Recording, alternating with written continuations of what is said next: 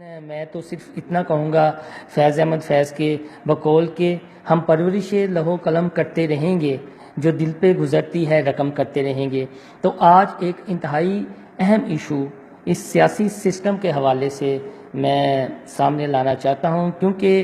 میں سمجھتا ہوں کہ جو ہمارے ارد گرد ہو رہا ہے اور جس تبدیلی کی بات کی جا رہی ہے وہ تبدیلی واقعی نظر بھی آنی چاہیے۔ تو کہا جاتا ہے، میں ایک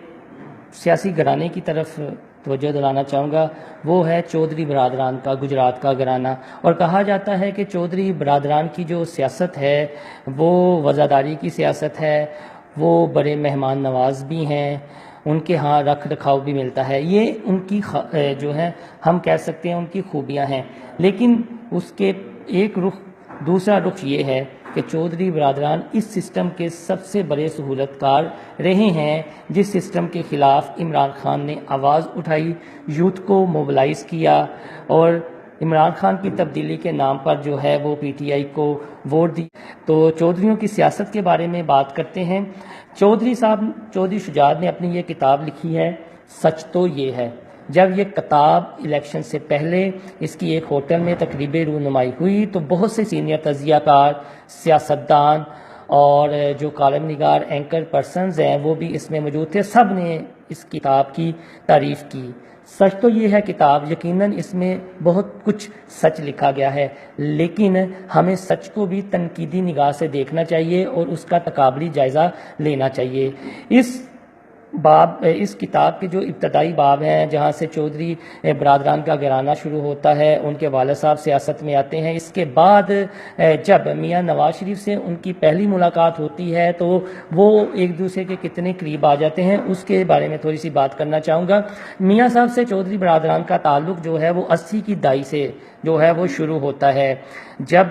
جنرل ضیاء الحق کے مارشل لاء کے دوران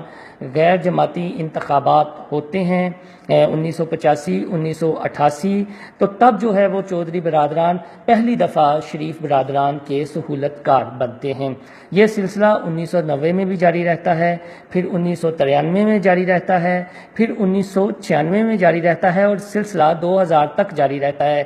یعنی 20 سالوں پر تقریباً یہ تعلق محیط ہے۔ اور شریف برادران کو گاڈ فادر بنانے میں سب سے اہم کردار جن کا رہا ہے وہ چودھری برادران ہی ہیں۔ میں کوئی اپنے سے بات نہیں کر رہا، وہ اس کتاب سے ہی چیزیں ہیں، اور پڑھنے والوں کو وہ چیزیں مل بھی جائیں گی کہ کس طرح نواز شریف پہلی بار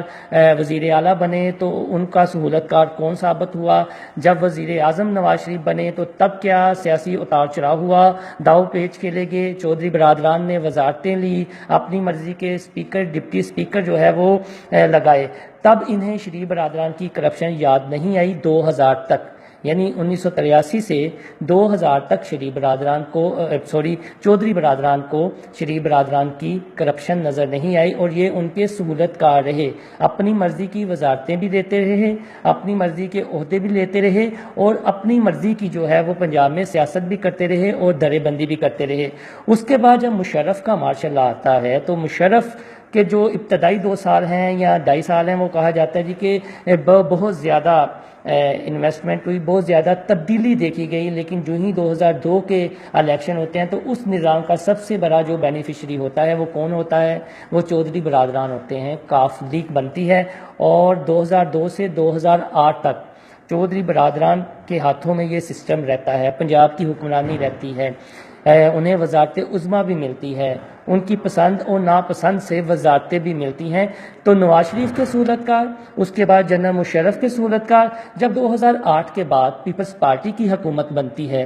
تو زرداری صاحب پر مشکل وقت آتا ہے، تو زرداری صاحب بھی مجبور ہو جاتے ہیں قاتل لیگ کے ساتھ سمجھوتا کرنے میں، اور چودھری پرویز رائی ڈپٹی پرائم منسٹر بنتے ہیں۔ ایسے میں ان دنوں ایک NLCL سکینڈل اٹھتا ہے جس میں مونس الہی کا نام گردش کرتا ہے، تو لے دے کا سلسلہ شروع ہوتا ہے، پیپلز پارٹی کاف لیگ کے قریب آتی ہے، اور جو ہے وہ چودھری پرویز رائی پہلی بار پاکستان کی تاریخ میں ایسا ہوتا ہے کہ پرائم منسٹر کے نیچے ایک ڈپٹی پرائم منسٹر لگایا جاتا ہے، قاتل لیگ اور پیپلز پارٹی کا اتحاد ہوتا ہے۔ اس کے بعد 2013 کا دھرنا، الیکشنز کے فوری بعد جو ہے وہ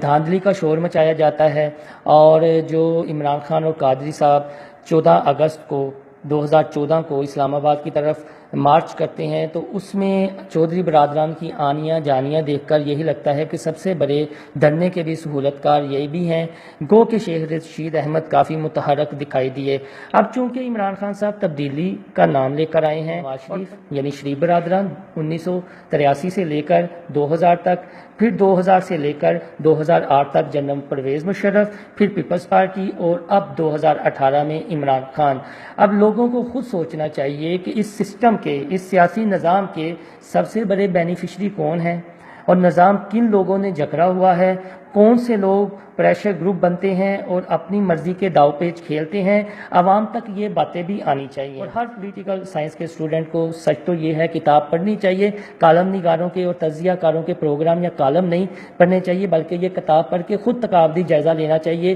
کہ تب کیا ہوتا رہا ہے اور اب کا کیا سینیریو بننے جا رہا ہے، کیا پھر عوام سے کوئی دھوکہ تو نہیں ہوگا، اور جو سسٹم کے سب سے بڑے بینیفیشری رہے ہیں کیا پھر سسٹم کے اس بار بھی وہ بینیفیشری تو نہیں ہیں۔ شکریہ۔